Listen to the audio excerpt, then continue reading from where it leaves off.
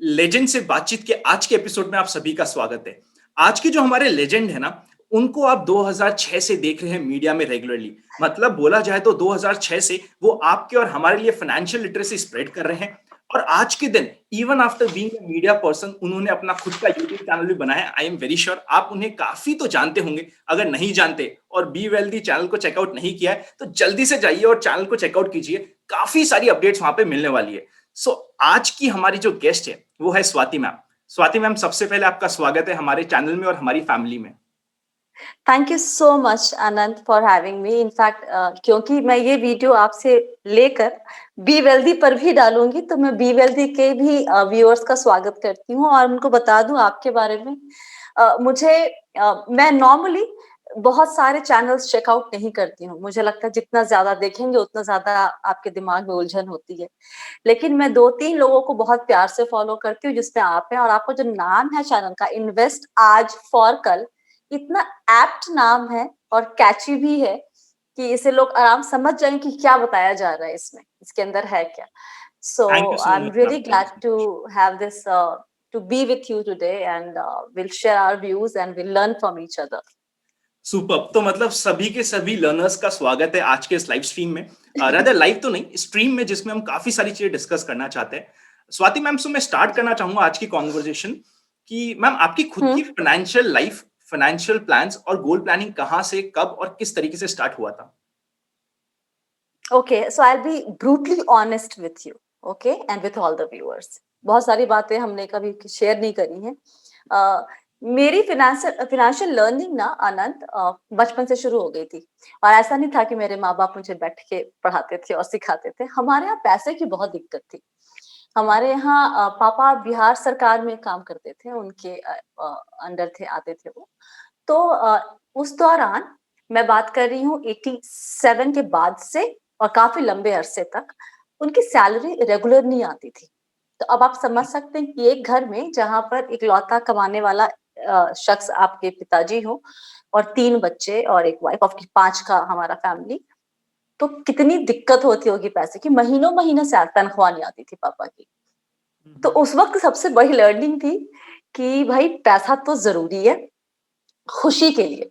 Honestly तो खुशी के लिए, क्योंकि घर में जो लड़ाई झगड़े भी होते थे, to be very honest, it was because of कि भैया पैसे नहीं, क्या करेंगे, मतलब स्कूल की फी देनी है, बच्चों का सामान लाना है, ये सब चीजें। तो उस वक्त था ये खुशी आएगी अगर पैसे रहेंगे तो। हालांकि बाद में वो अनलर्न करना पड़ा। फिर ये हुआ, दूसरी लर्निंग ये आई कि दोनों मेंबर का कमाना बहुत जरूरी है घर में, अगर आप चाहते हैं एक डिसेंट लाइफस्टाइल। और साथ ही मुसीबत के टाइम पे एक और कमाई चाहिए आपको अपने साथ। तो मल्टीपल सोर्स ऑफ इनकम चाहिए, जरूरी है। और फिर तो मेरी माता रानी, मतलब इतना, वो पार्लर का कोर्स किया, पार्लर खोला, फिर उनका जो हिसाब किताब, अनंत, it's like unbelievable kind of thing. ये होती है ना कि कैसे कोई हर दिन का हिसाब किताब मैनेज कर सकता है।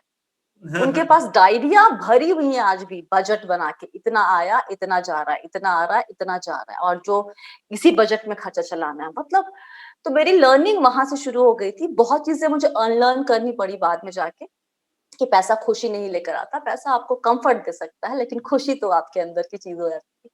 तो वहां की लर्निंग ये रही बचपन की। बड़े होने के बाद हम तीनों भाई बहन बड़े अलग अलग तरीके से बड़े हुए पैसे को लेके।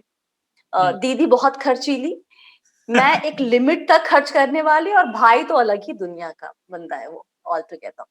सो कमाने के बाद की लर्निंग ये रही कि भाई एक चीज जो मैंने हमेशा करी थी कि सेविंग अकाउंट में इतने पैसे तो होने ही होने, इससे ज्यादा तो खर्च ही नहीं करना। तो सेविंग की आदत थी।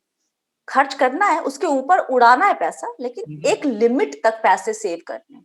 जैसे मैम कि वो शुरुआत लिमिट में तक आप जो आप कह रहे हो कि इस 12,000, बताते हैं ना, 12,000 की सैलरी थी। तो उसमें था कि 4,000 रेंट में गया, 4,000 खर्च करेंगे ऊपर, और बाकी पैसा रहेगा। और इससे पहले महीने में वो 4,000 बचा आपके हाथ में, उसको अगले महीने मुझे 6 करना है उसको, मतलब इस तरीके से वो बढ़ती गई, बढ़ती गई, बढ़ती गई। अब वो लिमिट ये है कि आई थिंक इमरजेंसी फंड के लायक पैसा हमेशा आपके अकाउंट में होना चाहिए, और वो उतना रहता है, मेक श्योर कि वो रहे।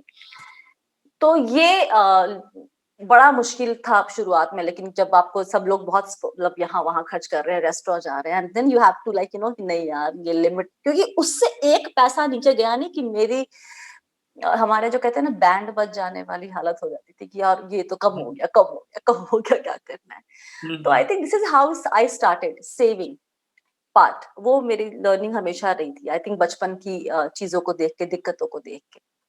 हम्म, बाकी जो लर्निंग हुई है ना, वो सब I think personal finance show जब एंकर करना शुरू किया तब आनी शुरू हुई थी। उसके पहले एक्चुअली ऑनेस्टली इतनी ही लर्निंग थी मेरी। मतलब बहुत लोग डिसअपॉइंटेड हो जाएंगे शायद, लेकिन I am sorry to disappoint them, लेकिन दिस इज हाउ। जब शो करना शुरू किया then you know about revenues, उसमें भी बहुत गलतियां करी थी, वो आगे आप पूछेंगे तो हम बता देंगे। बट यप, मोटा मोटी तौर पे ये थी मेरी शुरुआती मैम सो लर्निंग आप कहना चाह फाइनेंस रहे हो को जब लेकर। आपकी सैलरी सिर्फ 12,000 थी उस समय भी आप वन थर्ड बचा लेते थे? या क्या वो मैं कर लेती थी, क्योंकि मुझे ये था ना कि जैसे कि घर जाना है छुट्टी में, हमारे यहाँ छठ पूजा होती है राइट, तो घर जाना है, तो आप सबके लिए गिफ्ट लेके जाओगे, तो कहाँ से आएंगे पैसे अगर नहीं बचाओगे तो हम्म, इस वो सब पेरेंट्स को खुश करना या फिर किसी को बहुत करीबी दोस्त को गिफ्ट करना, शॉपिंग वॉपिंग का उस वक्त क्रेज नहीं था, लेकिन to give it back to the parents वाला बहुत स्ट्रांग था, तो इसलिए आई थिंक वो प्राइमरी रीजन था पैसे बचाने का। सो मैम मतलब पहला पॉइंट तो हमें यहाँ से एक बड़ा इंटरेस्टिंग मिलता है कि हमें बहुत बड़ा पैसा कमाने की वेट करने की जरूरत नहीं है पैसा बचाने के लिए। हम छोटे से भी स्टार्ट तो नॉट कर एट ऑल, सकते हैं। एकदम। मतलब सभी लोग कर सकते, जो लोग कहते हैं ना कि नहीं बचते हैं पैसे, मुझे लगता है कि कहीं कहीं जेन्युइनली लोग होते हैं जिनके ऊपर बहुत हम्म, रिस्पॉन्सिबिलिटी होती है, आई टोटली अंडरस्टैंड, लेकिन मोटे तौर पे ना लोगों के पास हमेशा गुंजाइश होती है पैसे बचाने की। वो नहीं बचाते तो सिर्फ सिर्फ इसलिए कि वो या तो आलसी होते हैं या फिर वो बहुत ज्यादा खर्चीले होते हैं, और हम्म। कोई वजह नहीं हो सकती उसकी। मैम फिर आपकी यहाँ से आने जाने के बाद 2006 से आई सपोज आपकी मीडिया की जर्नी भी स्टार्ट हुई थी और वहीं से आपने जी, अपनी पहली नौकरी। फाइनेंशियल भी प्लान आपने बनाना स्टार्ट किया। सो कैसे बनाया?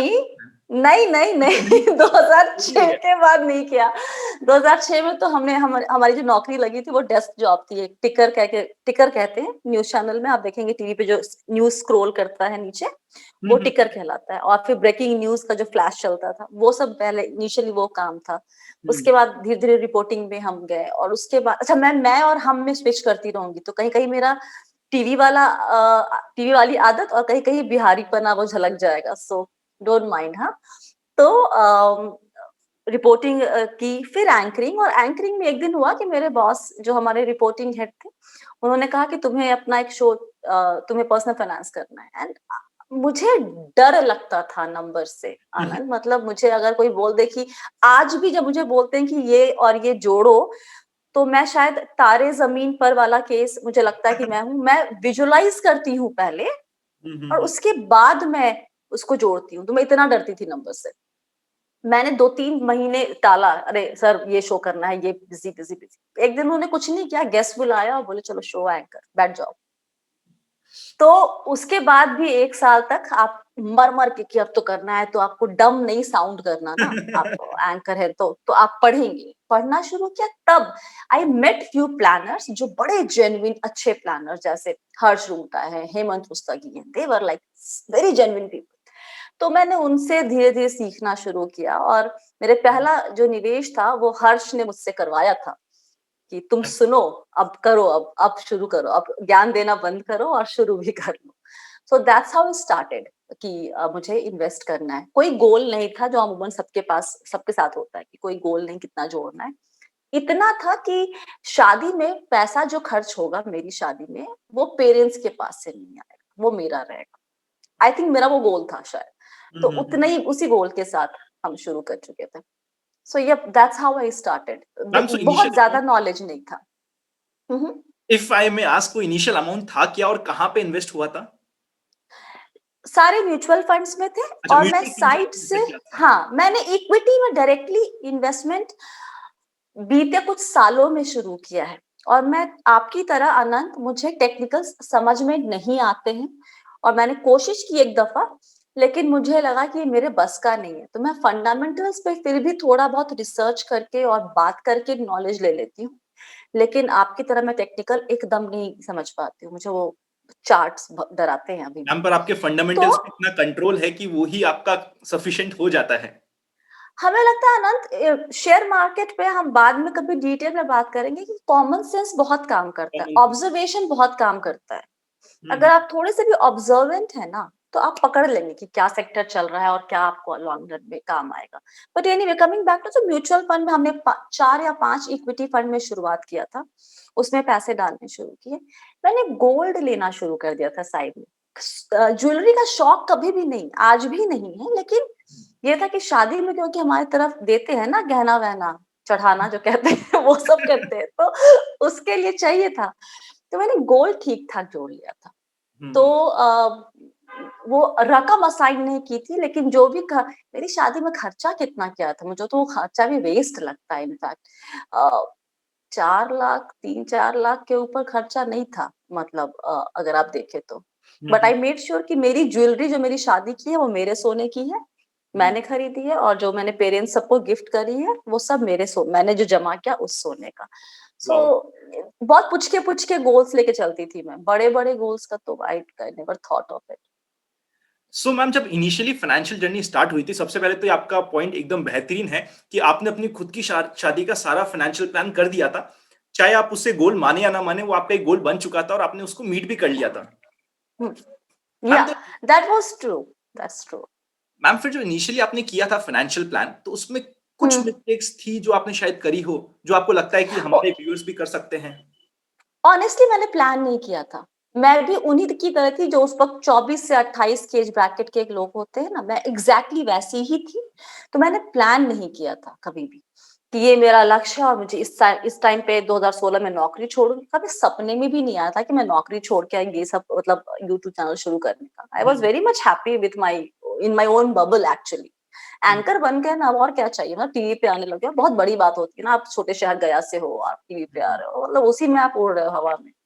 लेकिन अ, तो प्लानिंग मेरी एक्चुअली शुरू हुई है, प्लानिंग अभी भी देखो उस सेंस में नहीं है कि मेरे गोल्स, मुझे इतना पता है कि मुझे लाइफ लॉन्ग काम करना है आनंद। मैं घर पे बैठ के टीवी सीरियल्स नहीं देख सकती हूँ। I don't belong to that category, nothing against them, but I am not like that. मुझे पता है कि मैं हमेशा काम करना चाहूँगी, और इसलिए मैं इन्वेस्टमेंट अपने ऊपर करती हूँ कि मैं नया क्या सीख सकती हूँ। क्या चीज़ आगे और काम आ सकती है।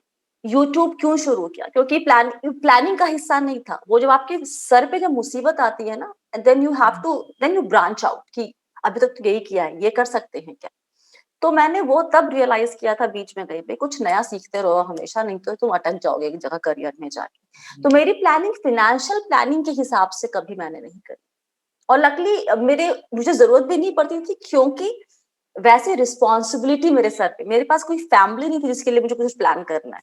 हुँ, मम्मा इंडिपेंडेंट है, बहन अपनी लाइफ में मस्त है, हस्बैंड मेरे पर फाइनेंशियली डिपेंडेंट नहीं है। हुँ। तो इस तरीके से हम चले, तो कभी वैसी प्लानिंग की ज़रूरत नहीं पड़ी। लेकिन हाँ, गलतियाँ क्या की है इन्वेस्टमेंट की, वो बता सकती हूँ। मैंने पहला इन्वेस्टमेंट यूलिप में किया था, टैक्स सेविंग करनी थी मुझे, तो मैंने यूलिप ले लिया। हुँ, 2-3 टैक्स सेविंग फंड्स में किया, और मुझे नहीं, ना नाम याद है, ना अमाउंट याद है कितना किया है, क्योंकि यही 3 महीने होंगे, जैन, फेब, मार्च वाला टाइम था। किसी ने बोला इसमें कर दो, कर दिया। कहाँ गया, कौन-सी ईमेल आईडी दी थी, क्या भरा था, कुछ नहीं पता। मुझे नहीं पता वो पैसे मुझे वापस मिले भी कि नहीं मिले। मतलब ऑनेस्टली मैं इतनी केयरलेस थी उस टाइम पे। हुँ, हुँ, हुँ, तो हुँ। ये गलतियाँ, ये यूलिप लेना, लेकिन लकीली बस यही 2 गलती थी। मोटे तौर पे। उससे ज़्यादा निवेश की गलतियाँ इससे ज़्यादा नहीं थी। मैम तो क्या एक्चुअली यूलिप लेना गलती है? अभी भी बहुत सारे इन्वेस्टर्स को इस बात पे कन्फ्यूजन है। आपके पास यूलिप है अनंत? बिल्कुल नहीं है मैम। है ना? तो फिर हम जैसे हम लोग ने कुछ सोच के कहा है, राइट, कि ULIP is not a good investment option. Hmm, hmm, देखिए होता क्या है ना, एक तो यू जहाँ पे 2 चीज़ें मिल जाती हैं और 2 अलग-अलग तरह के प्रोडक्ट के जब फीचर्स मिलाते हैं, तो उसको मैनेज करने का कॉस्ट तो बढ़ेगा ना। ये हुँ, कॉमन सेंस है। तो अब आप कैसे कह सकते हैं कि यूलिप सस्ता है, या फिर कंपेयर टू म्यूचुअल फंड अच्छा, कम मतलब ये भी अच्छा है, या फिर compare to a term plan ये ज़्यादा अच्छा है, कैसे? आपको इंश्योरेंस कवर भी कम मिल रहा है यहाँ पे। आपका खर्चा भी ज्यादा लग रहा है, और plus you can't track it. जैसे आप अपने म्यूचुअल फंड इन्वेस्टमेंट को ट्रैक कर सकते हैं एटलीस्ट, आप यूलिप में नहीं ट्रैक करते। उनका पोर्टफोलियो कहाँ देखने को, मुझे तो नहीं दिखता। बिल्कुल ठीक बात है तो मैम। हर मायने में कहाँ से, और अब तो इंडिविजुअल इस बजट में आ गया, जो आप ये जो एक प्लस पॉइंट था कि मैच्योरिटी अमाउंट आपको टैक्स फ्री मिलेगी, आपको वो भी नहीं मिलती अब। तो हर मायने में, और शुरुआत में तो क्या इसके चार्जेस हुआ करते थे जब हम लोग लिए थे तब के, वो तो बाद में आके कम कम हुए हैं, लेकिन अभी भी कम होने के बाद कॉम्प्लिकेटेड प्रोडक्ट है, जहां पे ढेर सारे ऑप्शन मिलते हैं ना, कि यूलिप के अंदर ये भी है, ये भी है, ये भी है, ये भी है, मतलब दूर हो जाओ वहां से, एकदम हाथ जोड़ लो कि भैया ये तो मेरे काम का नहीं, समझ में ही नहीं आना आपने। तो आज भी यूलिप निवेश के लिहाज से या फिर इंश्योरेंस के लिहाज से, I will not recommend it to anyone. बिल्कुल ठीक बात है ma'am. Being in financial field आपके लिए और हमारे लिए भी डिफिकल्ट होता है कि इनका आखिरकार इन्वेस्टमेंट है कहाँ, ये रेगुलरली ट्रैक कर पाना हमारे लिए भी बहुत डिफिकल्ट हो पाता है। बट फिर भी यूलिप या फिर कह दिया जाए तो of lately even endowment plans बहुत ज्यादा प्रमोट हो रहे हैं, और अलग अलग नाम से प्रमोट हो रहे हैं। इतने इनोवेटिव नाम है कि हमें पता ही नहीं चलेगा कि वो एंडोमेंट प्लान है। हम्म। इसके ऊपर आपका क्या तो व्यू है? मुझे इंश्योरेंस कंपनियां शायद बैन कर देंगी अगर मैं ये सब बातें बोलूंगी, और ये मैं सिर्फ एक कंज्यूमर के लिहाज से बोल रही हूँ। बिल्कुल ठीक बात है मैम। भाई जीवन सुरक्षा या फिर जो भी नाम आप दे देते, क्योंकि हम उनको पता है ना, सब मार्केटिंग का वो कमाल है। हम्म उनको पता है कि लोगों का इमोशन कहाँ पे जुड़ा हुआ है, किस चीज से है, तो वो नाम दे दो, वो क्लिक कर जाएगा। और ऑनेस्टली कितने लोग, अब इतना मेरे पापा के पास एक ब्रीफकेस होगा अभी भी जिसमें उनकी एलआईसी पॉलिसी रखी हुई है। हम्म हम्म हम्म हम्म नहीं पता कितनों लोगों को, पापा मेरे पीएचडी किए हैं लेकिन उनको भी नहीं समझ में आई। तो हम्म। आप सोचे ना, कितना बड़ा तबका है जिसको आप आराम से कुछ भी कह के कुछ भी चिपका सकते हो, क्योंकि एक बार एजेंट देके फिर ढूंढते रहो, क्या कर लोगे उसको, लंबे लंबे लंबे ड्यूरेशन की पॉलिसी लेके बैठ गए तो बैठ गए, क्या कर सकते हैं उसका। मेरे पापा कुछ दिनों पहले फोन करके मुझे बोल रहे थे कि अरे उसने ये दिलवा दिया था, इतना कम, देखो जितना पैसा भरा है उसके बराबर का ही ये 10 साल का फायदा क्या हुआ। Now at the age of 70-71 he is realizing कि उनका जो इन्वेस्टमेंट था खराब हुआ। सो आप कुछ नहीं कर सकते, मैं और आप इसमें सिर्फ ये बता सकते हैं कि भाई अगर पैसे से प्यार नहीं है तो डाल दो उसमें, क्या करेंगे फिर आप, मैम अगर है बिल्कुल। तो थोड़ा दिमाग लगाइए। मैम आप बिल्कुल ठीक कह रहे हैं। वो इन्वेस्ट और इनवेस्ट के बीच में बहुत छोटा सा डिफरेंस होता है कि आप इन्वेस्ट कर रहे हैं या फिर वो इन्वेस्ट जा रहे हैं करेक्ट, पैसा। मैम बट अब क्या हो रहा है of I love that. Ma'am of lately क्या हो रहा है, अभी कमेंट्स क्या आने स्टार्ट हुए, बड़े आपके भी आते होंगे कि ये तो म्यूचुअल फंड वाला है या म्यूचुअल फंड से जुड़ा हुआ है, इसलिए ये इंडोमेंट या फिर यूलिप को मना कर रहा है। आपने कभी कुछ ऐसा फेस किया है, ऐसा कुछ क्रिटिसिज्म? अरे बहुत, अरे वीडियोस है ना, एक दो एचडीएफसी का एक प्लान था जिसका हमने थोड़ा सा वो किया था, संचय का अ, किया था शायद मैम आपने, जितना आई कैन रिमेम्बर। संचय का। हाँ हाँ। अरे बाप रे बाप, मतलब इतने अजीब अजीब से कमेंट उस पे आए थे।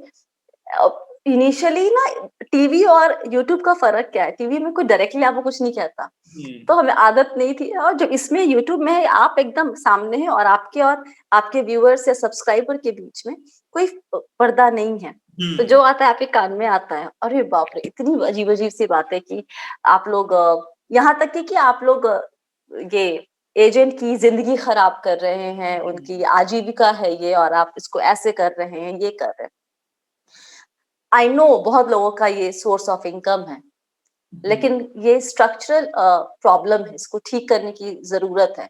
उनको भी कमाने का हक है, लेकिन ये इस तरीके से या किस तरीके से, आई थिंक आईआरडी रेगुलेटर को कुछ करने की जरूरत है इसमें। हम, मैं और आप सिर्फ और सिर्फ बता सकते हैं। बहुत गंदे कमेंट आते हैं, no doubt about it. Ma'am और हेल्थ और टर्म की बात करी जाए तो उसके ऊपर आपका क्या व्यू है, या कुछ पॉइंट्स है जो हमें ध्यान रखना चाहिए? देखिए टर्म तो भाई बहुत सिंपल सी, अभी एक वीडियो मैंने हाल मतलब 2 दिन पहले अपलोड किया है। बहुत सिंपल सी बन रहा है कि आप किसी भी एज ब्रैकेट में हो, आप 20 साल के हैं, आप 50 साल के, आपके ऊपर फाइनेंशियल जिम्मेदारी है, you have to have a term plan period. इसमें कोई ये नो ब्रेनर कहते हैं ना कि आप इंश्योरेंस में सबसे पहले या कुछ भी इन्वेस्टमेंट के पहले, आप अगर आपके ऊपर लोग फाइनेंशियली डिपेंडेंट हैं, you have to have a term plan. कौन सा ले पे जो अटकते हैं हमेशा हम लोग, सीएसआर नंबर सही तरीके से रिफ्लेक्ट नहीं करता है चीजों को जो करना चाहिए। तो हम्म। सीएसआर पे आप कितना गौर करेंगे, मुझे नहीं पता, ऑनेस्टली नहीं पता। मैं नॉर्मली एक बड़े ब्रांड जिसके साथ मैं कंफर्टेबल हूँ, मैं उसके साथ जाऊंगी और उस ब्रांड 2-3 ब्रांड चुनना पड़ेगा और उसके साथ देखूंगी भैया किसका प्रीमियम मेरे बजट में पड़ रहा है और तीसरी चीज कि मैं कितनी ऑनेस्टी के साथ सब कुछ भर रही हूँ। यही 3 चीज मुझे क्लेम दिलवा सकती है, अदरवाइज कुछ और है ही नहीं इसमें कोई रॉकेट साइंस नहीं है ज्यादा। अब इसमें भी होता है कि रिटर्न ऑफ प्रीमियम ले ले कि पता नहीं, इसमें भी वेरिएशन निकालने वाले तो निकाल के ले आए हैं ना। I guess just go with a plain simple term plan, कोई कीप इट इसमें सिंपल। नहीं है। कीप इट सिंपल हर चीज में।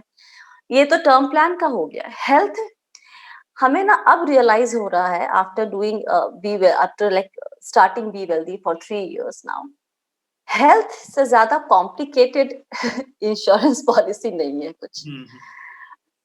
खुद से लेना आसान है, खरीद जो process of buying a health insurance is very easy thanks to technology, लेकिन उसके फाइनल पॉइंट समझना आई गेस रुला दे सकता है किसी को। और मुझे एक शख्स ऐसा नहीं मिला है जो कॉर्पोरेट छोड़ दीजिए, पर्सनल नीड के लिए जिसको हेल्थ इंश्योरेंस की जरूरत पड़ी थी वो कवर की, जो बोले कि बड़ा स्मूथ प्रोसेस रहा मेरा। मुझे नहीं मिलता कोई ऐसा। एक कल किसी से बात हुई है मेरी आनंद, किसी पहले वो एक फंड हाउस के सीईओ रह चुके हैं और अभी अपना काम करते हैं वो।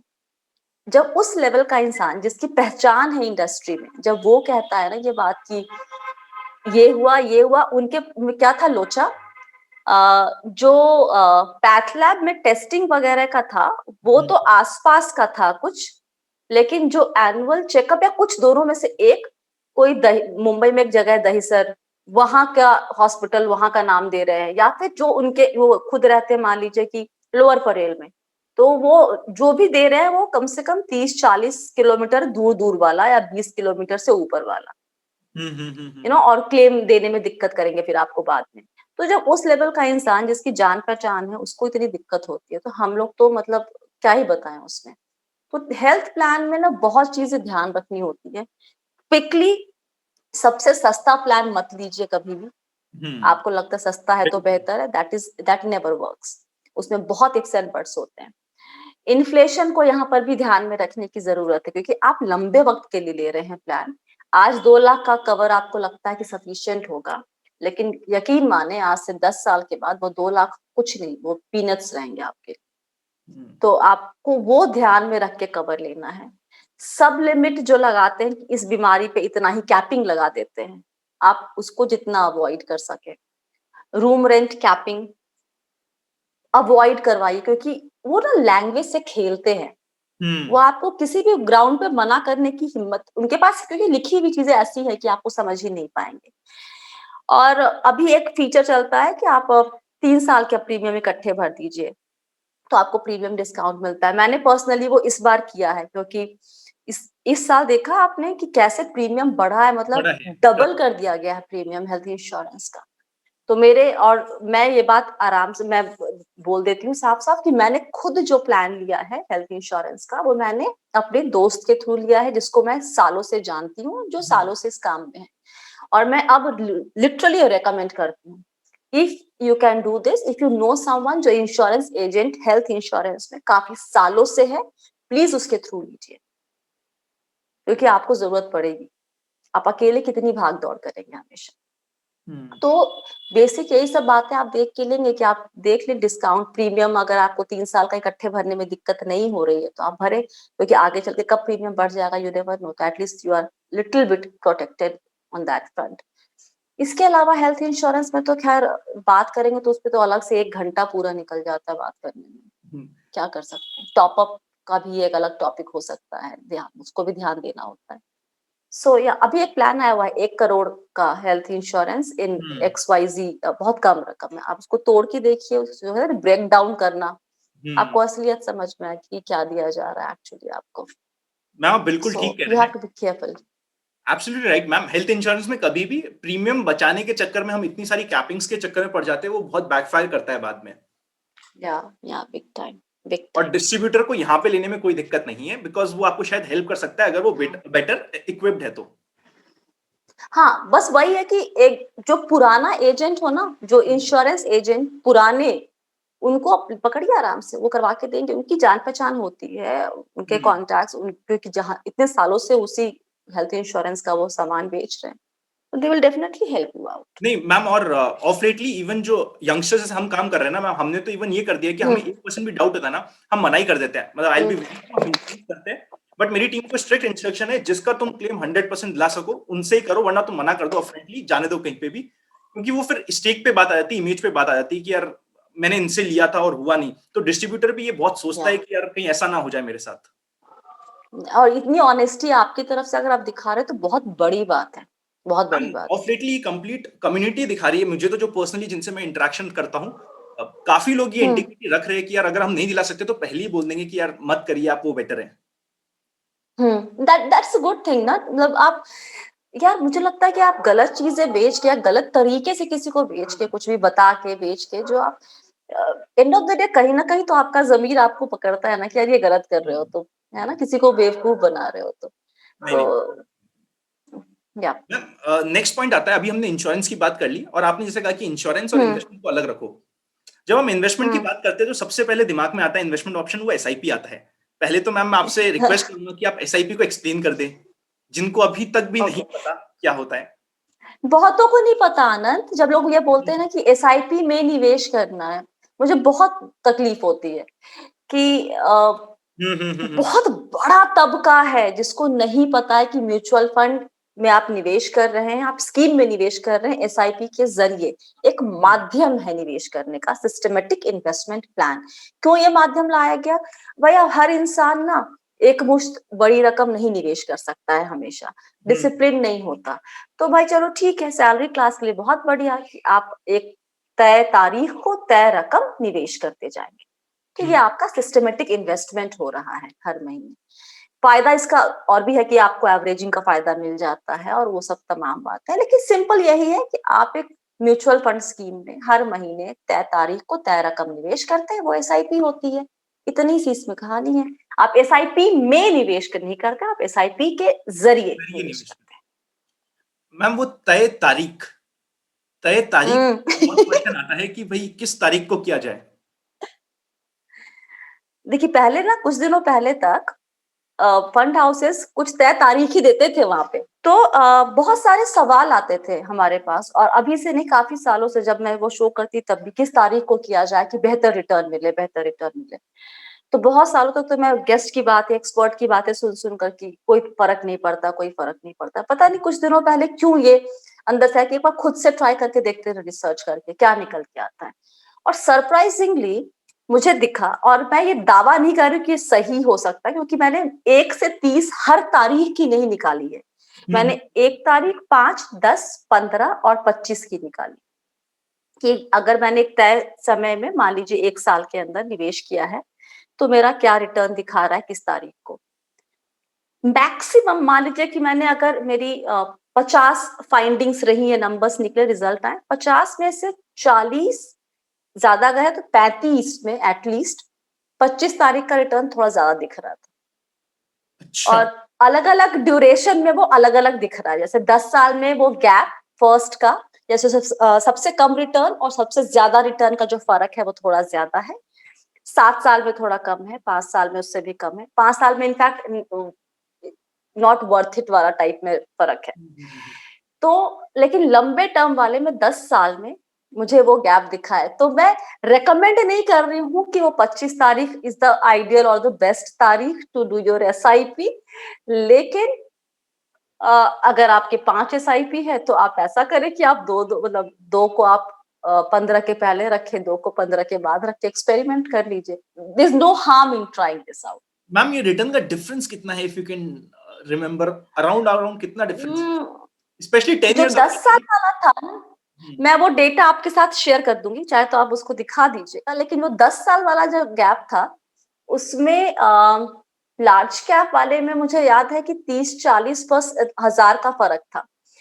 तो लेकिन अगेन आज से 10 साल के बाद वो फर्क कितना ज्यादा दिखेगा नहीं समझ में आएगा, लेकिन ठीक है। लेकिन 30 से 40 हजार का फर्क दिखा था 10 इयर्स वाले इन्वेस्टमेंट में, इतना मुझे याद है। मैम, मतलब अगर वैसे भी हम कोई सी भी डेट चूज कर रहे हैं, अगर हमारे को हिस्ट्री बोल हम्म। रही है कि आप 20th के बाद चूज कर लो, तो इसमें भी आई डोंट थिंक किसी को दिक्कत होनी चाहिए, क्या पता। हाँ, मतलब ये नहीं कह रहे कि अब चेंज कर लो जाके चेंज कर लो, नहीं। कि आज हाँ मत करो, लेकिन आगे जो करोगी तो उसको आप ट्राई कर लो, डाल दो 20-25 वाले ब्रैकेट डेट में रख लो, कोई इससे कोई हानि नहीं होगी फॉर श्योर।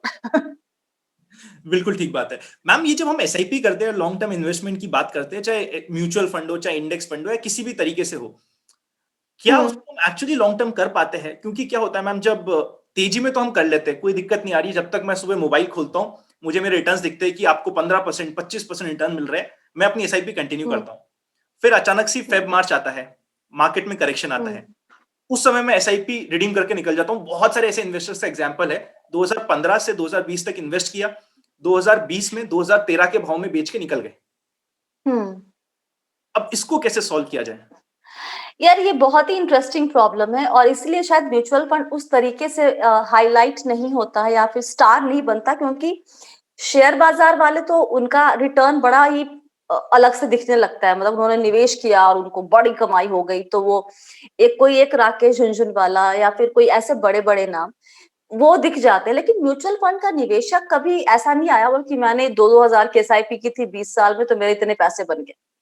वो केस स्टडीज नहीं मिलती हमें ये, और इसलिए शायद म्यूचुअल फंड इतना अभी भी उस पे लोग भरोसा करना या फिर उसकी तरफ अट्रैक्ट इतना आसानी से नहीं हो पाते। लेकिन आप किसी भी फंड का कोई पुराना फंड ही उठा लीजिए, अभी मैं अगर नेट पे भी देख के बता सकूं आपको, H D F C top 100 है अभी इसका नाम, अब राइट? 100 हो पहले गया, 200 था। हाँ, अब इसका रिटर्न पिछले बीतों कुछ सालों से, मतलब एकदम ऐसा वाला टाइप का रिटर्न था, राइट? और मुझे याद है कि 2008 से 13 के बीच में, बाप रे, मतलब सारे एक्सपर्ट की लिस्ट में ये हो, जैसे अभी का एक्सेस ब्लू चिप है या मिरे है आज की डेट में, हाँ, उस वक्त हाँ, एचडीएफसी हुआ करता था। प्रशांत जैन, ये लॉन्च, हाँ वो तो मतलब star fund manager, fund manager. 96 में लॉन्च हुआ था अनंत ये।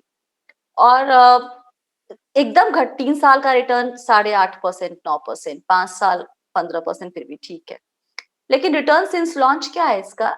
CAGR 19.31%। तो आप 96 से अगर कंटिन्यू या फिर 96 में ना भी करके साल 2000 से भी करते तो रिटर्न आपका उतना खराब नहीं होता। अब आप ये बोलेंगे वो तो 24% दिया, ठीक है, वो आप कभी भी पकड़ नहीं पाएंगे कौन 24 देगा कौन 18 देगा, लेकिन 19% return is pretty decent return. मतलब what do you expect more? तो भी आप 2-2 हजार रुपए 3-3 हजार रुपए लगा रहे हो। तो एक पूरा हमने चार्ट दिखाया था जहां पर देखा था कि एनएवी कैसे 100 है, वो 80 होती है, फिर वो वापस से 100 आती है, फिर गिरकर 40 होती है। तो ये कभी भी लीनियर प्रोग्रेशन नहीं हो सकता है, ये हमेशा ऊपर नीचे भागेगा, और that's why you get the फायदा ना, एवरेजिंग का फायदा कहाँ मिलता है आपको? तो 10 साल तक अगर आप करेंगे, टिक पाए, तो पैसे बनेंगे। In fact we are planning a video इसके ऊपर कि जो लोग ये प्रॉफिट बुकिंग कर लेते हैं या बंद कर देते हैं तो कैसे आपका कॉर्पस इम्पैक्ट करता है। लेकिन you have to continue to see the benefit, otherwise you can't. It's as simple as that. Ma'am, I am very sure आज के दिन ना हर एक जना जो इस वीडियो को देख रहा है ना, सब लोग इस बात को मानेंगे, विश्वास रखेंगे, और अपने विश्वास पे पूरा विश्वास रखते हुए कहेंगे कि हम ऐसा करेंगे। पर जब करेक्शन आता है ना, उस समय मैम इमोशन बीच में आ ही जाता है, चाहे हम कितने भी पुराने इन्वेस्टर हो। तो मैम, कोई तो आपकी ऐसी कोई ट्रिक होगी जो आपने निकाली है कि यार इमोशन को इस तरीके से हटा लो।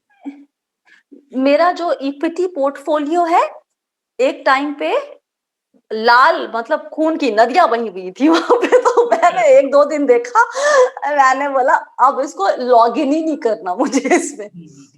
और फिर मैं भूल गई, मैंने देखा ही नहीं, क्योंकि मुझे पता है कि वो पैसे जो मैं डाल रही हूँ आज इक्विटी में, वो सीधे मुझे, मैं 20 साल के बाद के लिए देख रही हूँ या 15 साल के बाद के लिए। तो मुझे क्या करना है देख के? उल्टे जब खरीदना हो तो खरीद लो, जो भी पैसे एक्स्ट्रा आ रहे हैं, तो और कुछ बाई कर लो, लेकिन और देखो कुछ नहीं, 6 महीने के बाद आपको दिख गया रिजल्ट उसके अंदर। हम्म। आज जो आप माइनस अगर 10% पे थे, तो आज शायद आप +25% पर हो। तो आपको लगता है कि निकल के कहीं कहीं पे कुछ कुछ जगह पे आपको कॉल लेना पड़ता है। आई टोटली अग्री, सारे फंड एचडीएफसी टॉप 100 नहीं होते, कुछ फंड एक्चुअली बहुत ही निहायती वाहियात रिटर्न देना शुरू कर देते हैं 5-5 साल तक, तो वहां पे कॉल लेना पड़ता है।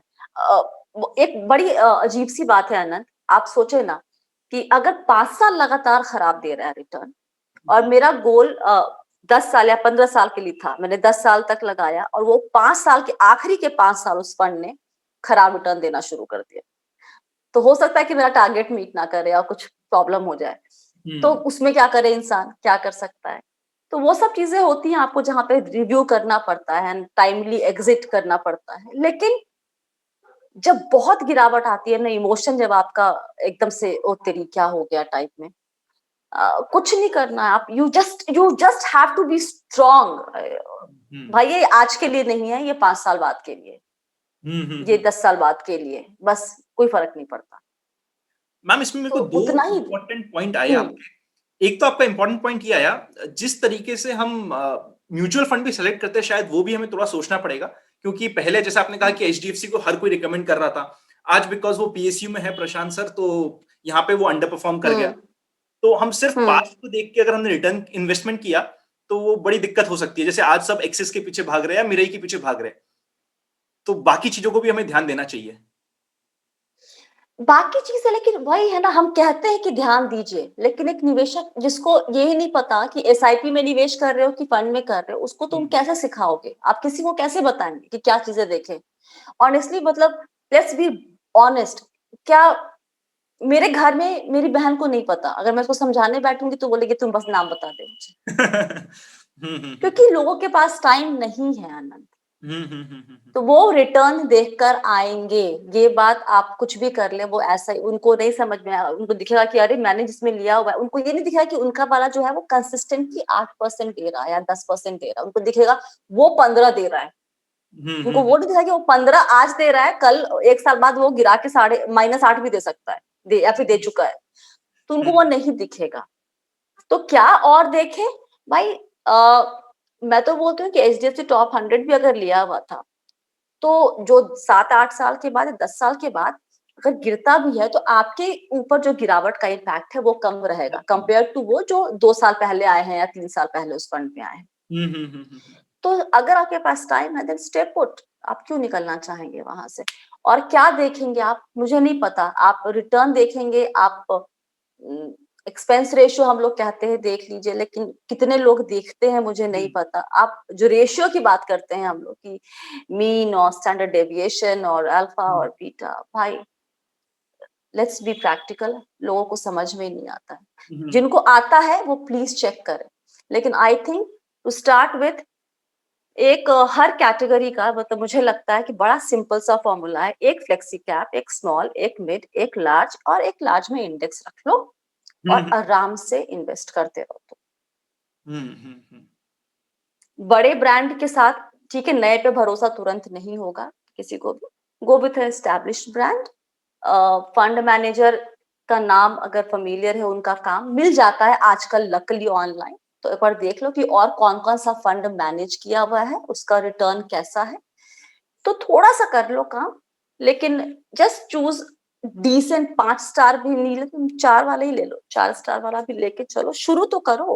हुँ, एक हुँ, बार हुँ, घुस तो जाओ अंदर, फिर हो जाएगा।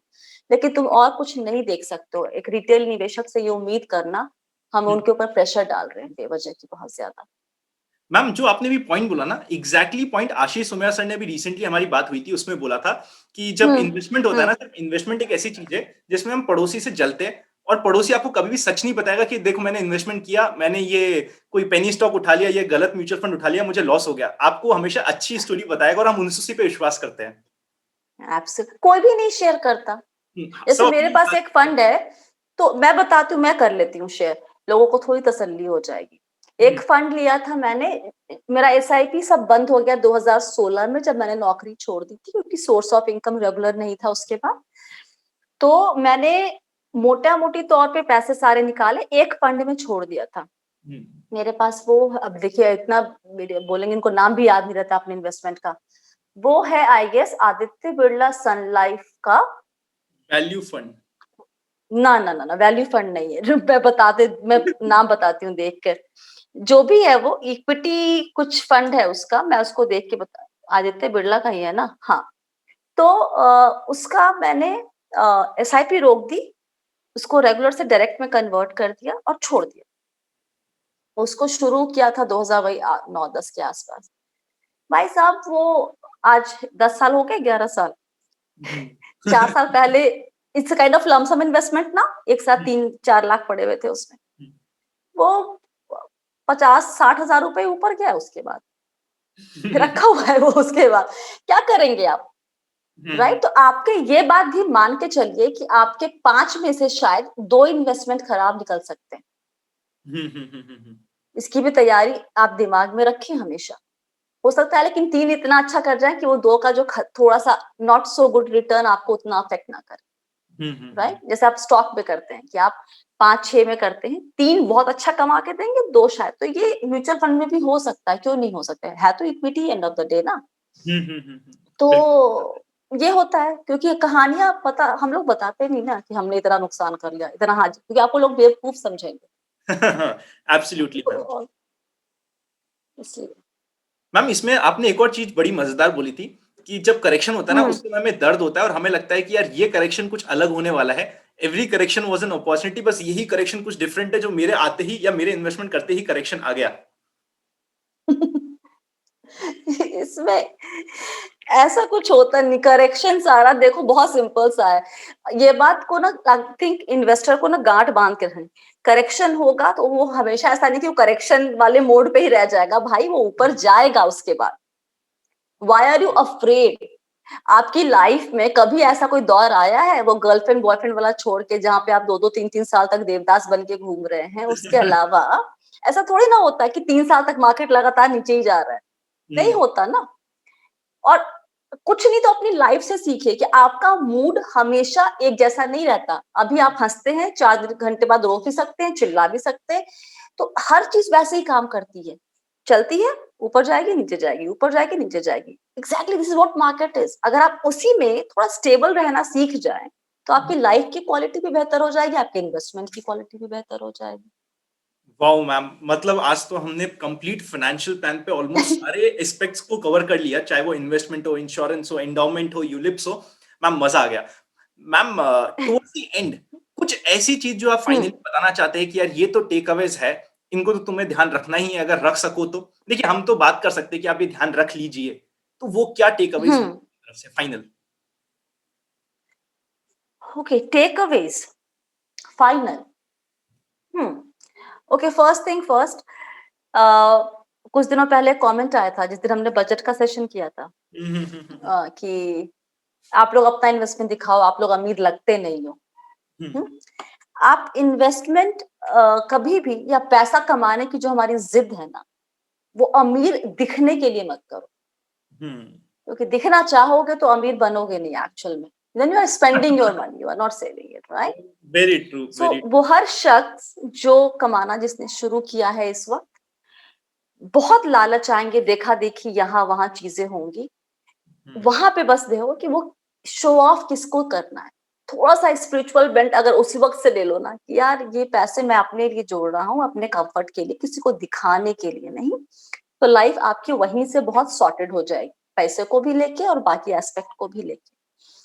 कमाने लगते हो तो वो वक्त कभी नहीं आता कि अगले साल से करेंगे इन्वेस्टमेंट, वो वक्त आज है। और अगर इस आज को आपने इन कैश नहीं किया या फिर आपने अभी उसको नहीं पकड़ा, तो फिर आप बाद में थोड़ा सा आपको तकलीफ हो सकता है। इसके अलावा term plan, the moment you realize कि आपके ऊपर रिस्पॉन्सिबिलिटी है, डरना बंद कीजिए। अगर आप चाहते हैं वाकई में इन्फ्लेशन को बीट करना, रियल सेंस में पैसे जोड़ना, तो आपको पॉलिसीज, एफडीज नहीं कमा के देगी। पुचकी पुचकी रकम से शुरू कीजिए ताकि थोड़ा सा कॉन्फिडेंस बिल्ड हो, और उसके बाद उसको बढ़ाते रहिए, बढ़ाते रहिए, बढ़ाते रहिए। और क्या टेक अवे हो सकता है पूरी जिंदगी से? थोड़ा पढ़ लीजिए, हमेशा दूसरों के ऊपर निर्भर ना रहें पैसे से जुड़ी हुई चीजों को लेके, specially females, women. I request them कि भैया प्लीज थोड़ा सा कंट्रोल लो, कमाने का तो ले लिया है, अब थोड़ा सा इन्वेस्टमेंट का भी ले लो। पैसे को लेके इनसिक्योर ना रहें कभी भी। पता है अनंत, आई गेस हम लोग की जो कंडीशनिंग है ना पैसे को लेके, वो बहुत बड़ा रोल प्ले करती है कि हम किस तरीके से इन्वेस्ट करते हैं पैसा, या किस तरीके से पैसे को हैंडल करते हैं। बचपन से जो कहा ना, पैसे पेड़ पे नहीं लगते। बेवजह खर्च, मतलब खर्च करने पे डांट पिट रही है। हुँ, मतलब पैसे को लेके, पैसा ना हो गया, भगवान जाने क्या हो गया है। तो थ्री इडियट्स का जो डायलॉग है ना कि तुम बेटा काबिल बनो, कामयाबी अपने आप पीछे आती है, वो पैसे के लिए भी है। हुँ, हुँ, हुँ, हुँ। काम करते रहो ऑनेस्टी के साथ, अच्छे से मेहनत से, पैसा आ जाएगा। आप इन्वेस्ट करेंगे, पैसा बन जाएगा। डोंट क्रेव और रन बिहाइंड मनी। मैं, और ये मत समझना कि मेरे पास बहुत पैसा है इसलिए मैं ये ज्ञान दे रही हूँ ना। हुँ, मुझे इतना पता है कि मेरे में इतनी कुव्वत है कि मैं आगे की पूरी जिंदगी अपने काबिलियत के दम पे आराम से कंफर्टेबली निकाल लूंगी। तो हुँ। अपने ऊपर इन्वेस्ट करते रहो, ताकि कभी भी आउट ऑफ, मतलब पीछे ना छूट जाओ इन टर्म्स की क्या क्या चेंजेस हो रहे हैं, कहाँ तुम्हारी जरूरत हो सकती है उस सेंस में। डरने की जरूरत नहीं है इन्वेस्टमेंट को लेके। सिंसियर रहो, अ, थोड़ा अपडेटेड रहो, लेकिन डरो मत इससे। मैम सबसे मज़ेदार पॉइंट तो ना कि आप अमीर बनना चाहते हो या दिखना चाहते हो डिसाइड कर लो पहले ही दिन पे और फिर वो एक ही चीज़ चूज़ करो। या मज़ा आ गया मैम। या that's it. Thank you so much ma'am आपने इतनी ब्यूटीफुल कन्वर्सेशन करी और आप सभी को इतना फाइनेंशियल लिटरेसी स्प्रेड करने में हेल्प कर रहे हैं। Thank you so much ma'am. Thanks to you too. और एक दिन अब आपकी बारी है जब मैं आपको इंटरव्यू करूंगी, और आपसे जो आपकी स्पेशलिटी है उस पे थोड़ा सा मैं ज्ञान लूं आपसे, क्योंकि मेरा वो वाला फोटे मेरा अभी काफी हिला हुआ है, उसको पकड़ने की जरूरत है मुझे। मैम हम तो आपसे सीख रहे हैं एंड स्पेशलिटी तो टू बी वेरी ट्रू हम भी सीख ही रहे हैं। We are all learning from the market. Market guru है, मार्केट ही सुप्रीम है। Let us all keep correct. Learning together. यही आप सभी से भी रिक्वेस्ट है। डेफिनेटली। साथ में सीखते रहेंगे और कुछ ना कुछ हमेशा नया लाते रहेंगे। चलिए thank you so much ma'am. Thank you so much for the conversation. Thank you so much. Take care and stay blessed, healthy, and be wealthy.